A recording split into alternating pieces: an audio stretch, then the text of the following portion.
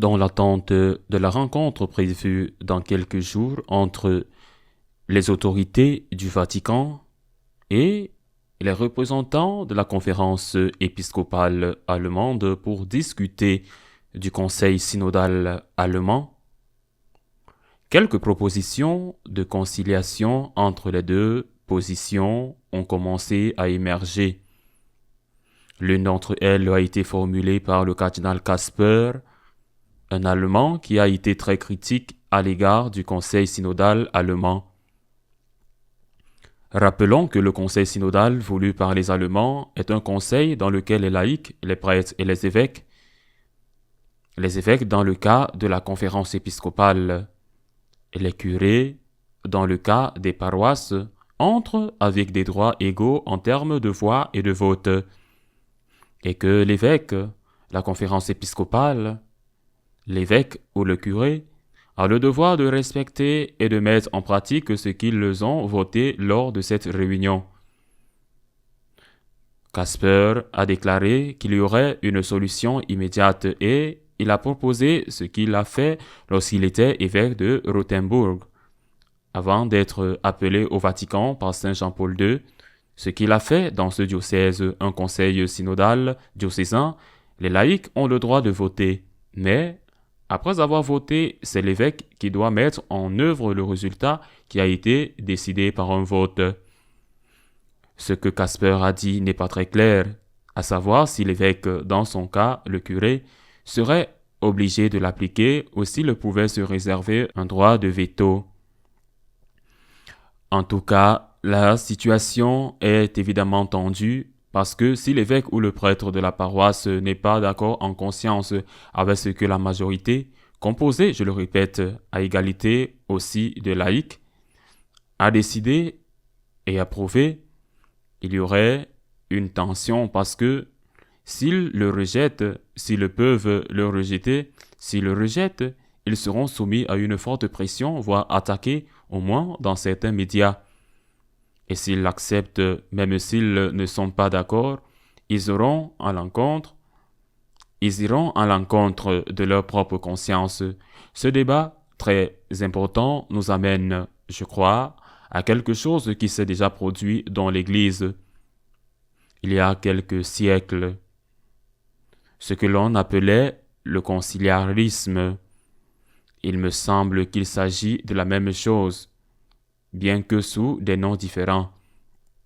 Dès le 7e siècle et certainement au 11e siècle avec le cardinal Humberg de Silva Candina, la question s'est posée de savoir s'il existait une autorité supérieure à celle du pape pour démettre un pape de ses fonctions s'il tombait dans l'hérésie. Une autre autorité un peu plus tard, au XIIe siècle, fut le moine Camaldule Graciano, qui rassembla les canons et les décrets et qui souleva également la question de la possibilité de déposer un pape tombé dans l'hérésie.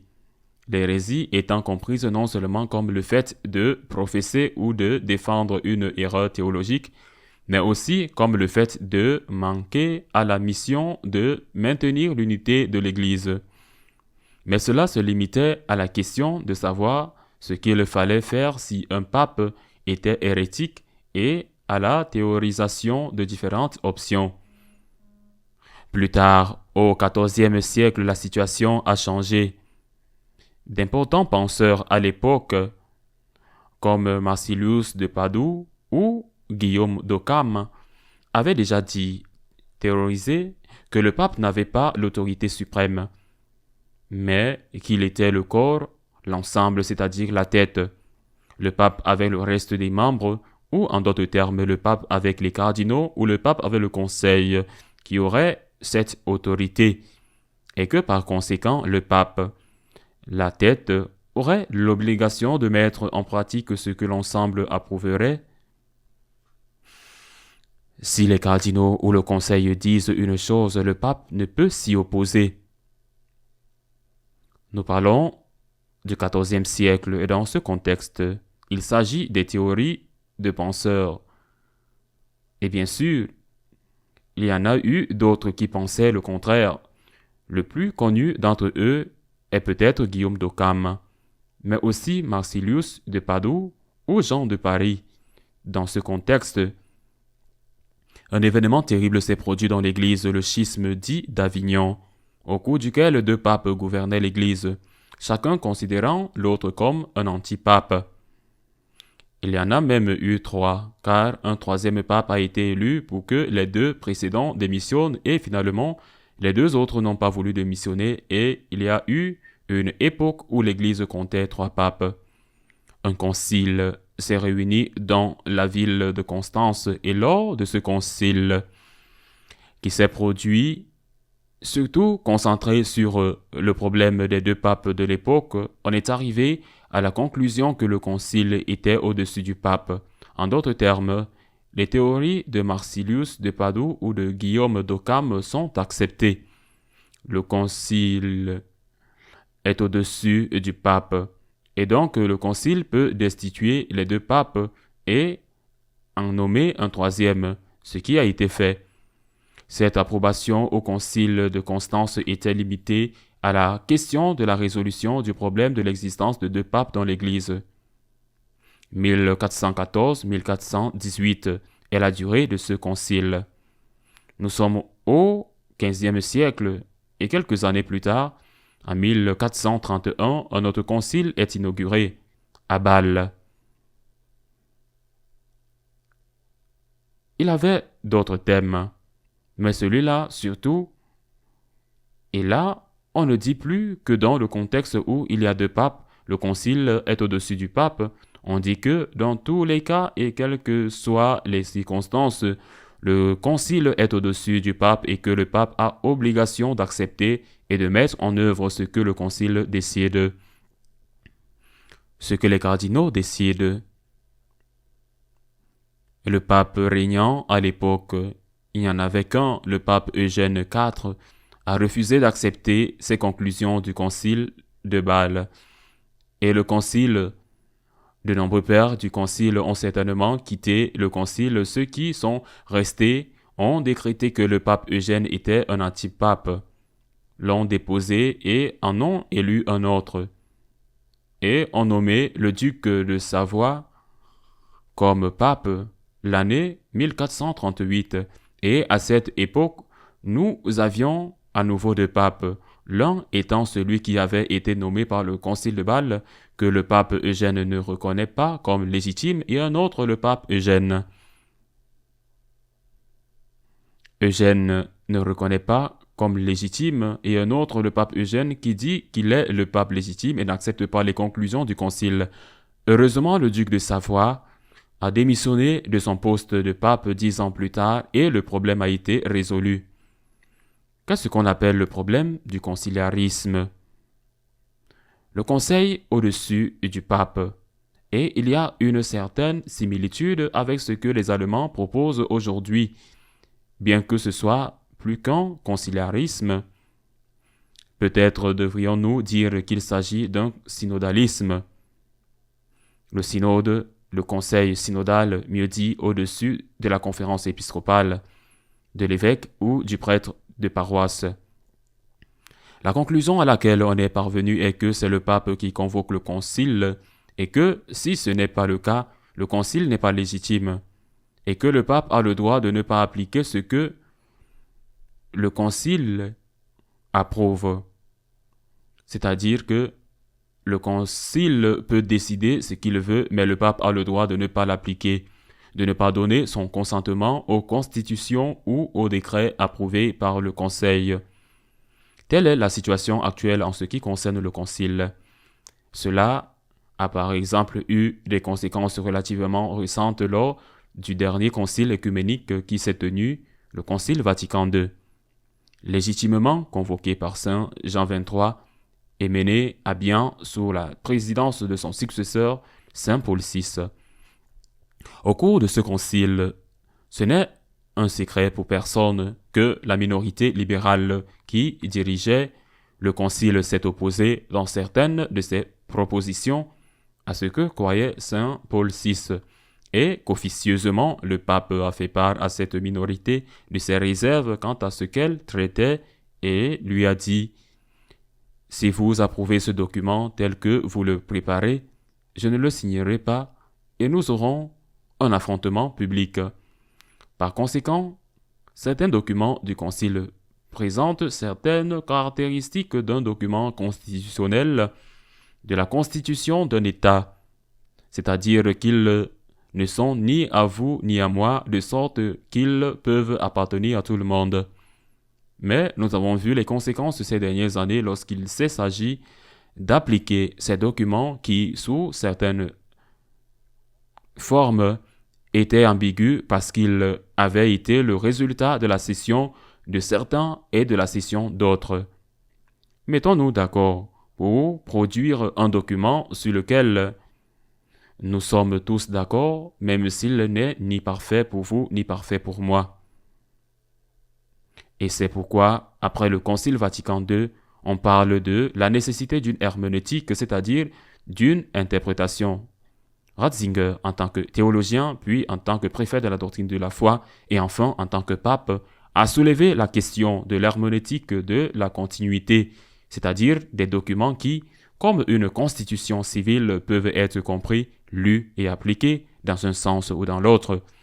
Alors que d'autres, par exemple l'école dite de Bologne, ont proposé le contraire. Des documents conciliaires doivent être appliqués avec une herméneutique de rupture par rapport à la tradition. Il est nécessaire de commencer d'une certaine manière et, sur certains points, il est nécessaire de recommencer. Il faut laisser le passé derrière soi. Telles sont les conséquences et nous les voyons, nous les vivons. Et, sous certains aspects, en raison de la tension interne de l'Église, nous les subissons. Que sortira-t-il de ce dialogue avec les Allemands et le Vatican? Je ne pense pas, personnellement. Je pense que ce serait une erreur pour les synodes nationaux, les synodes diocésains ou les conseils paroissiaux. Je pense que ce serait une erreur que les synodes cessent d'être consultatifs. Les conciles doivent être des conciles. Il est très important d'écouter les conseillers. Très très important, ils doivent être pris au sérieux. Le conseil paroissial, le conseil presbytéral, le conseil épiscopal. Les conseils qui entourent les conférences épiscopales doivent être écoutés et pris au sérieux. Les laïcs doivent être pris au sérieux et au sein du concile et du conseil. Bien sûr, vous pouvez voter, mais les conseils doivent être des conseils et ils ne peuvent pas devenir des organes qui font pression sur l'évêque, sur le prêtre de la paroisse ou même sur les évêques qui les obligent à faire des choses contre leur conscience. Si les conseils cessent d'être des conseils, nous revenons 5 siècles en arrière et nous en subirons peut-être les conséquences amères. Nous ne devons pas oublier que le rejet par Eugène IV de ce qui a été approuvé au concile de Bâle, à savoir que le concile est au-dessus du pape en toutes circonstances, a été le terreau sur lequel Luther et la réforme luthérienne ont émergé plus tard. Un autre sujet qui me préoccupe beaucoup est la santé du pape. Il souffre toujours d'une bronchite. Il fait toujours son programme d'audience, mais il ne peut pas parler. Mais ce qui s'est passé mercredi a été très douloureux pour moi. Le pape souffre d'une bronchite. Il s'est rendu dans un hôpital. L'hôpital Gemelli pour vérifier s'il souffrait ou non d'une pneumonie en effectuant un scanner, mais ils n'ont pas donné le résultat de ce scanner. Mais il est évident qu'il souffre d'une bronchite. Et il le dit lui-même, et il ne peut pas lire les discours. Dans ces conditions, comment est-il possible qu'ils doivent passer 1 heure ou plus sur la place Saint-Pierre? Dans le froid, ce n'est pas le milieu de l'hiver, mais il fait froid. À 9h30 du matin, et qu'on le mette dans la papa mobile et qu'on lui fasse faire le tour de la place. La papa mobile ne va pas à toute vitesse, mais elle se déplace. Comment est-il possible qu'on fasse cela à un homme de 87 ans? S'il a une bronchite, il est normal que les audiences, s'il veut les faire, se déroulent dans la salle Nerby, dans la salle Paul VI, où il est plus à l'abri. C'est ce que je ferai avec mon père. Je ne l'exposerai pas. Avec une bronchite et incapable de parler et avec des difficultés respiratoires, je ne l'exposerai pas à l'air froid du matin. Il me semble sincèrement que c'est un mauvais traitement et je ne peux penser qu'à une chose, et elle n'est pas très flatteuse. Si c'est ainsi qu'il est traité par ceux qui sont censés s'occuper de lui et soi-disant l'aimer, il me semble que le pape n'a pas besoin d'ennemis. Il faut s'occuper de lui, il a 87 ans, et ne peut être exposé et soumis à des risques inutiles. S'il veut tenir des audiences, c'est sa décision. S'il veut continuer à avoir une visibilité publique, je demande que ce soit dans la salle de classe Paul VI et qu'il ne soit pas exposé au froid afin qu'il ne souffre pas davantage. Continuons de prier pour le pape. À la semaine prochaine, si Dieu le veut.